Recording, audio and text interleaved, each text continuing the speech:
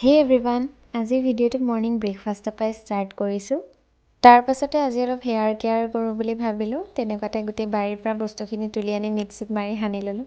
এইফালে আকৌ মামাই 31ৰ কাৰণে ৰেডি কৰি আছে।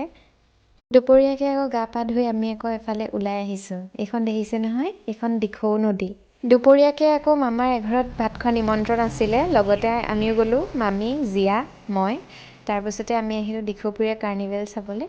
কাৰ্নিভেল ষ্টাৰ্ট হোৱা দিন হ'ল, 24 ডিচেম্বৰৰ পৰা 19 জানুৱাৰীলৈকে আছে, কিন্তু মানুহ কম। সেইকাৰণে আৰু দিনতো ইমান বেছি একো নাছিলে চাবলগীয়া। আমি গৈ মেলি এনেই ফটো মাৰি আহিলোঁ। কহুৱাবিলাক ধুনীয়া হৈ আছিলে, তাৰ মাজতে অলপ তাত আকৌ থকা খোৱাৰো ব্যৱস্থা কৰা হৈছে। এইবিলাক দেখিছে ন, সৰু সৰু কটেজ বনাই দিছে।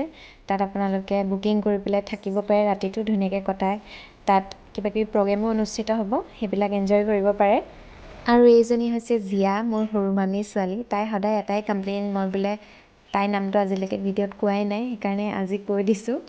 দুপৰীয়া ভাত খোৱা অলপ টাইম হ'ল, ইভিনিঙো হৈছিলে, সেইকাৰণে আমি ভাবিলোঁ লাল চাহ একাপ একাপকৈ খাই যাওঁ। দোকান তেনেকৈ খোলা নাছিলে সেইটো টাইমত, দুখনমান খুলিছিলে।